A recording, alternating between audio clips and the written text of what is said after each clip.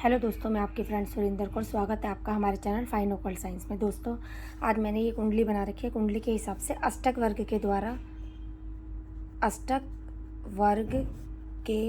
द्वारा वास्तु कैसे किया जाता है। मतलब वास्तु तो आप लोगों ने सुना होगा कैसे किया जाता है, लेकिन अष्टक वर्ग के द्वारा हम कैसे पहचान सकते हैं किसी व्यक्ति को क्या दिक्कत है। अब कोई व्यक्ति हमारे पास आया है, एग्जाम्पल के लिए वो आपका आया है 4 नंबर के लगन का व्यक्ति आया,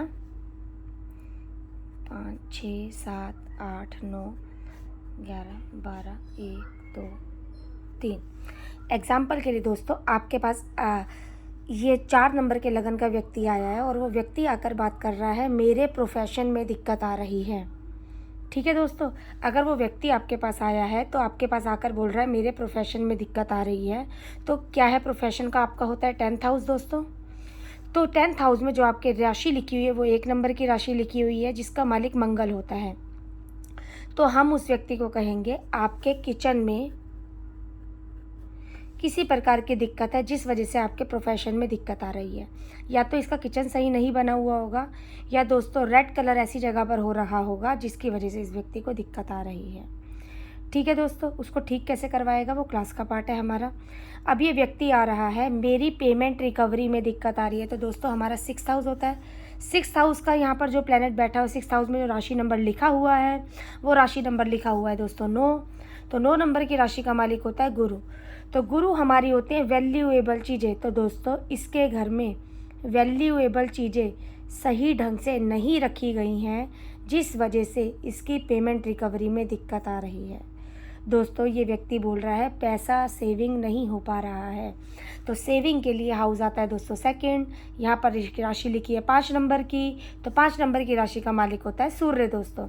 इसके घर में मंदिर की प्लेसमेंट सही नहीं है जिस वजह से इसको सेविंग में दिक्कत आ रही है। ठीक है दोस्तों, ऐसी और कई चीज़ें हम लोग अष्टक वर्ग के द्वारा जान सकते हैं दोस्तों कि व्यक्ति कोई भी दिक्कत लेकर आपके पास आ रहा है उसको हम किस तरीके से सॉल्यूशन दे सकते हैं। दोस्तों हम लोग जो एस्ट्रो वास्तु करते हैं, एक थ्योरी हमारी अष्टक वर्ग होती है, दूसरी थ्योरी दोस्तों आपकी हो जाती है उसमें लाल किताब के द्वारा एस्ट्रो वास्तु। तो दोस्तों जब हम लोग इसमें एस्ट्रो वास्तु करते हैं तो लाल किताब के द्वारा एस्ट्रो वास्तु करते हैं, सबसे पहले तो हम लोग ये देखते हैं, कोई भी चार्ट हमारे पास आता है कि ये व्यक्ति जो हमारे पास आया है इसके घर में कौन सी दिशा में वास्तु दोष होगा। तो वास्तु दोष जानने के लिए तो दोस्तों हमारे लिए सबसे पहले ज़रूरी होता है कि सामने वाले व्यक्ति की कुंडली हमारे पास हो जिससे पता लग सके इसके घर में कौन सी जगह पर वास्तु दोष है। फिर भी दोस्तों कुंडली के रूप में अगर एग्जाम्पल के लिए आपके पास खाली खाका आ गया है कोई नंबर भरे का, कि उस व्यक्ति ने बताया मेरा 3 नंबर का लगन है, ठीक है दोस्तों, और वो व्यक्ति बोल रहा है प्रोफेशन में दिक्कत आ रही है, तो दोस्तों आप लोग कैसे उसकी दिक्कत को पकड़ सकते हैं। यहाँ पर आप देखेंगे प्रोफेशन का घर होता है आपका 10th हाउस में 12 नंबर लिखा हुआ है दोस्तों आपका। तो 12 नंबर में नीच कौन होता है दोस्तों, बुध। और अगर हाउस वाइज डायरेक्शन की बात करूँ लाल किताब में तो दिशा होती है वेस्ट। इसके वेस्ट में किताबें रखी हुई होंगी जिस वजह से दिक्कत हो रही होगी दोस्तों इसके प्रोफेशन में। यही व्यक्ति आ जाता है पेमेंट रिकवरी की दिक्कत हो रही है, तो 8 नंबर में कौन नीच का होता है दोस्तों, आपका चंद्रमा। दिशा होती है एस्ट्रो लाल किताब के हिसाब से आपकी नॉर्थ। तो नॉर्थ में इसके वाटर से रिलेटेड आर्टिकल पड़े हुए होंगे जिस वजह से इसे दिक्कत होगी, या इसकी मास होती होगी दोस्तों, इस वजह से दिक्कत होती होगी दोस्तों। एक कॉन्सेप्ट ये हुआ दोस्तों, एक कॉन्सेप्ट ये हुआ, दूसरा कॉन्सेप्ट, तीसरा कॉन्सेप्ट दोस्तों, तीसरा कॉन्सेप्ट है आपका हिट थ्योरी।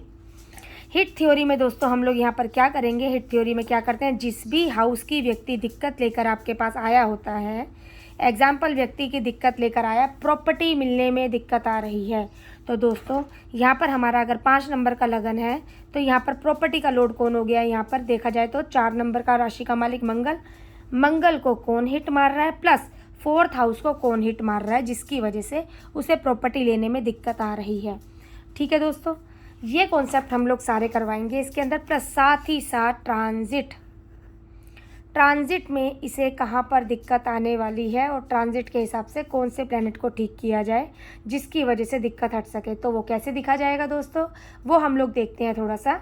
जब भी हमारी कोई दशा चल रही होती है, दशा में भी मेनली हमारी अंतरदशा चल रही होती है, अंतरदशा का ट्रांजिट लॉर्ड कौन है, कहीं वो उस घर को दुखी तो नहीं कर रहा है जिस घर का व्यक्ति क्वेश्चन लेकर आया हुआ है।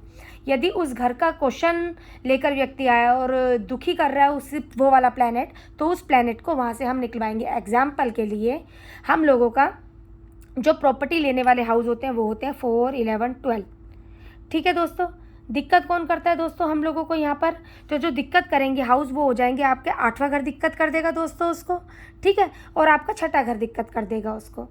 और जब आपका प्रॉपर्टी लेने के लिए जा रहे हैं तो कई बार क्वेश्चन भी आ जाता है मेरी प्रॉपर्टी सेल हो जाएगी, तो प्रॉपर्टी सेल के लिए कॉम्बिनेशन हो जाएगा 3, 5, 10 दोस्तों। ठीक है, प्रॉपर्टी सेल नहीं हो रही है दोस्तों ऐसी कंडीशन में, तो ऐसी कंडीशन में जो अंतरदशा के लॉर्ड का सामान यदि नेगेटिव डायरेक्शन में पड़ा हुआ होगा तो व्यक्ति को दिक्कत आएगी। नेगेटिव डायरेक्शन से हमें उस सामान को निकालना पड़ेगा जिसकी वजह से उसकी वो दिक्कत हट सके दोस्तों। वो दिक्कत हटाने के बाद हम सामने वाले का काम करके दे सकते हैं दोस्तों। हम इसीलिए जो एस्ट्रो वास्तु हमारा कोर्स है, जो हमने कोर्स डिज़ाइन किया हुआ है, उसमें 3 थ्योरी बताई गई हैं। कई बार क्या होता है दोस्तों, सामने वाले को किसी एक थ्योरी से आराम नहीं आता है तो हमारे उसे समझाने के लिए दूसरी थ्योरी भी है, और किस तरीके से हमें कौन सी थ्योरी को लगाना है वो आपको क्लास के अंदर बताया जाता है। ठीक है दोस्तों, हमारा ये लाल किताब का कोर्स, ये एस्ट्रो वास्तु का कोर्स स्टार्ट हो रहा है आपका 10 जून से, और केपी एस्ट्रोलॉजी का भी कोर्स स्टार्ट हुआ है मेरा, 3 दिन हुए हैं, और भृगु नंदी नाड़ी का कोर्स अभी स्टार्ट हुआ है जो फ्राइडे एंड सैटरडे को क्लास होती है। दोस्तों आप कोई भी कोर्स ज्वाइन करना चाहते हैं तो प्लीज़ नीचे दिए गए नंबर पर कॉन्टैक्ट कर सकते हैं।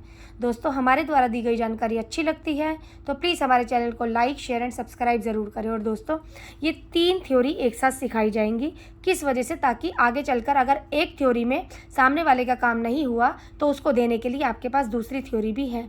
ठीक है, इसको इस तरीके से मानिएगा, किसी पेशेंट को एक दवाई से आराम आता है और किसी पेशेंट को दूसरी दवाई से आराम आता है, सबके ऊपर दोनों दवाइयाँ एक सी दवाई नहीं लगती है। ठीक है दोस्तों प्लीज़ हमारे चैनल को लाइक, शेयर एंड सब्सक्राइब ज़रूर करें। Thank you.